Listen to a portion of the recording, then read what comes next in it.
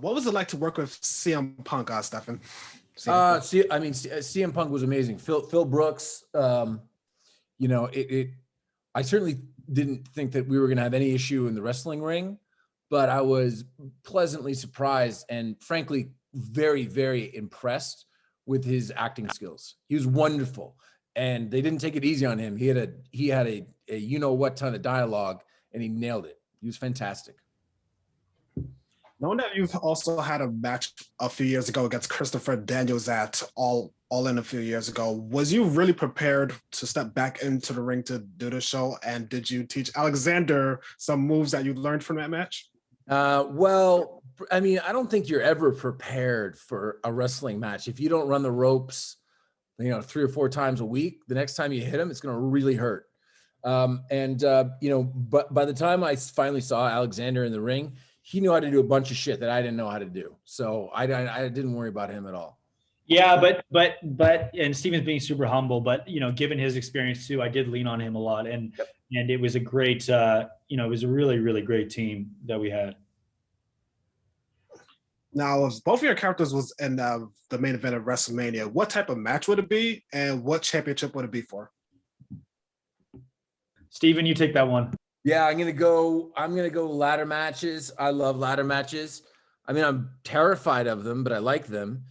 And and it would be for the it would be for the WWE Championship for sure. But the old one, the Winged Eagle belt, yes, from back in the day. That's my favorite version of that belt. 100%. And my final question for the both of you: what kind of conflicts will we see your characters go through inside the ring and outside of the ring? At the end of the day, this story is about people wanting more out of life. These characters are super, super colorful. They're going to do whatever it takes to put food on the table. So you're going to be dropped into this incredible world. But even if you don't know anything about wrestling, I'm speaking from experience. I couldn't put these scripts down because these characters are so incredible, and every question you have is answered. And you're going to watch these characters try to be more and make it in an insane world. Mm-hmm. Would you like to add to that stuff, Steven? Well, just that for Jack, it really is all about the things that are going on outside the ring. Inside the ring, he's fine. You know, from bell to bell, he's fine. When his music hits, he's fine. When he walks back through the curtain, he's not fine. And he's under a lot of pressure. And if he doesn't let it go, he's going to buckle. Real quick, Steven, would you like to get back into the ring one day, whether if it's in WWE or AEW? I would, but I'm flirting with divorce if I do it again, straight up. Challenging aspects when it came to crafting scenes and the outcome of the matches for the show. Well, from a writing standpoint, you know, it's ultimately a story. It's a show about a show within a show. Have fun writing that.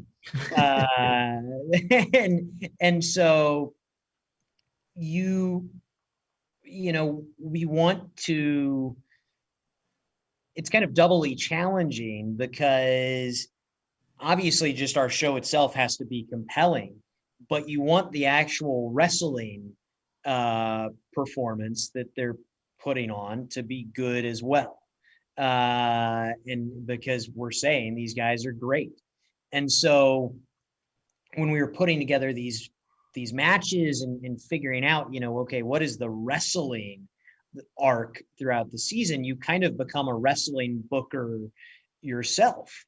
And that it's like, all right, what are compelling outcomes for these matches? What's a compelling storyline? That was something in the writer's room that we got really excited about, was the idea of bringing Bobby Pinn into the fold as a guy who was going to get a push and suddenly kind of step center stage and have a feud with Ace. That felt like the sort of stroke of genius that a great promoter would figure out. They'd identify Bobby as a good looking athletic guy and you know, position him opposite Ace, so Ace could help get Bobby over and make Bobby into a bigger star in the DWL. But ultimately, Bobby's going to serve as a springboard for Ace into that ultimate showdown with Jack. So that was, for me as a huge wrestling fan, that was a joy getting to be like, all right, we've got our cast of characters. Let's treat this like I'm Vince McMahon for a little bit and really try and script this thing. Were there other wrestlers other than CM Punk that you all reached out to when it came to putting matches and these stories together? Well, Mick Foley plays Dick Valentino, who's a former retired wrestler who now has a podcast. He was a part of it. There are wrestlers, Luke Hawks, who is our wrestling coordinator. He is an independent professional wrestler. He is a legitimate professional wrestler who has his own Wildcat Sports wrestling promotion that is down there in the South, and has a lot of the guys who are stuntmen on our show, and our stunt doubles are real independent wrestlers, guys who do it on Saturday and Sunday nights and Friday nights and put on matches, and they stream the matches. So not unlike what Jack and Ace are trying to do. Michael Waldron had a lot of, foresight in that way when he was first creating this show and developing this show 8 years ago. A lot of the things that he was writing about are now true. And I actually think that the quality of it's funny, and Michael, you can talk about this, that, originally it was like, oh, they're going to have this old cameras and this old, unwieldy units. And maybe Tom had invested in these, old Sony cameras that was so much money. And now it's just like, you just GoPro stream that, it's changed since you first started writing about this, right? Yeah, absolutely. I mean, it's we wanted to make a modern wrestling show. I think because of the internet and because of technology, as a small town promotion, you can afford to dream bigger than you could over the last 20, 30 years, because suddenly, for relatively little cost, you can stage and stream a show that looks not all that less cinematic than WWE. Yeah. And that's exciting. And so that, I think that's what's exciting about making a wrestling show set in the here and now. Thank you so much for your time today. And also, Michael, I cannot wait for Doctor Strange and your Untitled Star Wars project. I'm really looking forward to them. Oh, thanks, man. Thanks, Julian. We'll see you, man. You've been in the NFL. You've won a lot of Super Bowls and ton of awards. Was this an easy transition for you to learning how to bump in the ring, along with the fact that a lot of football players also went to wrestling?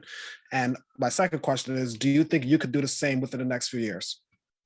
So for me, it was an easier transition because of the athletic, physical nature of it. The biggest thing was, like you said, just learning how to take the bumps, because, in football, I'm trying not to let a guy throw me down.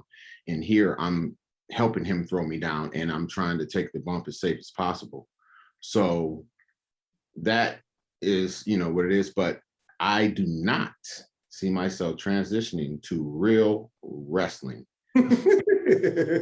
I go in here and I act like a wrestler. That means I do about 5 or 6, maybe 7 cuts. And, that's it. I don't go through a whole process of, building out a whole match that is, 5, 10, 15 minutes long. And you're on a circuit where you're doing it, 4 or 5 times a week. I put my body through enough punishment, playing professional football. I don't plan on putting my body through that punishment, especially not at, age 43 of doing wrestling. What can both of you tell us about your characters and some things that you liked when it came to being on the set for the show? Rooster was a high flyer, jumping off, backflipping, moonsaulting. Learning all those moves was pretty cool. Always the challenge of, James is backflipping, so I got to backflip. So keeping up with a, athlete such as him was always fun, just because there was a lot of times there were certain stunts I'd be like, I would second guess, like, y'all really want me to front flip out of the ring and land on somebody, and then James get in there and do it. I'm like, man, let me get my butt in there. Let me try. So it was definitely a lot of motivation, watching James do certain things, and it just allowed me to definitely had the courage to go out there and do it myself. So the wrestling part was always fun for me. How about you, James? What was the question again? Tell me a little bit more about your character and what did you like about being on the show for Heels? The biggest thing I liked about being on the show for Heels is I was actually on the show. This is my first major role. And it, for me, I thought it came after a long stint, but listening to everyone else, I actually made a breakthrough early. Even at 6 months. and getting in with a great group of people that are there to actually help you and advise you in every way possible, especially in the new business of acting and what the things are that you should do, shouldn't do, and how to better yourself was great. Working with Mike and Pete, and especially Alan, working with Trey and Robbie. A lot of our scenes are together, so we actually did a lot of our practicing together, going through scenes, which I come to find out is a rare thing that all people actually get in and go through that process, where a lot of people just do their thing and work through it as you get there. So I think a lot of that helped us to be able to go on scene, go on the camera, and make it look as well as and good as it did. I can tell you firsthand that running those ropes are not easy. They are really not. I would like to know from both of you, what was the first thing that both of you did once you all got in the ring? You run the ropes. Yeah, that's basically what it was. Yeah, that's the first thing you do. You run the ropes. You got to learn how to bounce off the ropes. You got to know which way to turn. It's a certain way that you turn when you get up. It's a certain way that you turn when you go down. It's a certain way you turn when you take a bump. A lot of things is, it's basically you circle either left or right, depending on exactly what it is. And most of the time, it's like left. Everything's like left. Yeah. Thank you so much. Oh, sorry, you was gonna answer, Alan? No, I was just saying everything is usually the left, and then I think in I think Mexico, everything is everything is done on right. So different leagues have different ways that they want turn and what moves are initiated from the left side or the right side. So it's like stuff like that we know as actor wrestlers now. Right. Hey, Allison, and hey, Kelly, how both of you doing? Good. How are you? I'm doing great. I am still alive. Good. Now, tell me about Crystal Tyler and Stacey Spade. Yes, so Crystal, we meet her as Ace's valet, his right-hand girl. And if you don't know what a valet is, it's essentially a wrestler's manager, but also kind of like a cheerleader who runs out into the ring with him and gets the crowd to also love him and cheer for him. But Crystal is a girl that has a very big dream for herself. And I think she sees herself beyond this role as a valet and hopefully to get in the ring one day. That is ultimate goal for her. Yes, Stacey is she's the youngest matriarch of the Spade family. She's married to the oldest brother, Jack Spade.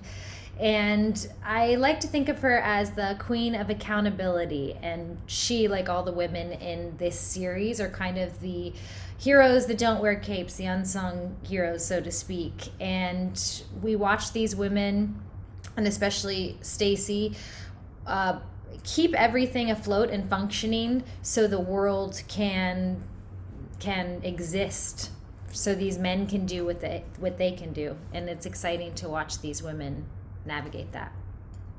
I was a fan of wrestling since around 1992, and I want to ask you, did both of you started watching WWE after being on this show, or were the both of you fans of wrestling before joining Heels? This was totally new to me, and I felt like I had so much to learn because Crystal is so immersed in this world of wrestling. I I really started from zero and did all the research I possibly could and trying to understand how it all works. And it really is so fascinating the more you dive into it, just watching these people perform and the stories that they tell. It's really incredible. And I have such a respect for it. But yeah, it was totally new learning experience for me. And even learning wrestling moves myself was crazy and exciting. And I hope to keep learning more and more about wrestling. I feel like it's just such an expansive world that you can't really stop at a certain point. I grew up, I have three brothers, and none of them necessarily were big wrestling fans, but I definitely grew up. It was on every once in a while in the house, and I would watch it as a kid, and I'd be like, "Is this real? Like, I don't really understand what's happening here." But like Kelly, whenever I was brought on for the show, I did a lot of research. I watched documentaries like Beyond the Mat, Dark Side of the Ring, and I really was trying to focus and find accounts of the wives of the wrestlers and the impact that this world had on a family unit. You know, that's what I focused on. But it really made, after working on this show, I've really fallen in love with this form of storytelling. It reminds me of theater in a way. The both of your characters was on the main event of WrestleMania. What type of match would it be, and what kind of championship would you both of you fight for? I would say cage match, just because I want to climb on that cage. And I would be fighting for the title, obviously. Ladder matches are pretty awesome. I don't know. I mean, really, the world is our oyster. So a cage match is pretty cool. We have a bit of all of these in the show, which they're all very exciting to watch. But I don't know. Yeah, maybe like a ladder match. I used to love watching ladder matches. Those are really, really awesome. Yeah. And my final question for you: what is your favorite episode that the both of you been part of? I was trying to think about that. Oh man, every time I watch it and I go back and I read the series, it changes. Last night I was rewatching it, so it'd be fresh in my brain for today, and I really fell in love with episode 4 again. But I personally really love episode 6 because I think it's a moment where my character really has a revelation of sorts. I would say episode 8, which I have not seen, but I have filmed and read the script for, is probably my favorite. I mean, it's our final episode. It's very exciting and really exciting for Crystal as well. My character is somebody who is extremely versed in the language of wrestling. He's he's succeeded at a professional level. Time's caught up to him a little bit. His body's breaking down, so he's still working in that business, but now more as a scout. And he returns to Duffy, Georgia, where it all began for him, ostensibly as a scout. But man, it's like the whole place is like a giant, trigger. And his past, he has to answer for his past. But I think he's also compelled to reconnect to his past. And whether or not people want to cooperate with that, whether or not life wants to cooperate with that, remains to be seen. Things have been going Wild Bill's way for a long time. And when they don't go his way so much, he stumbles. And I think he's around people who may or may not help him back up.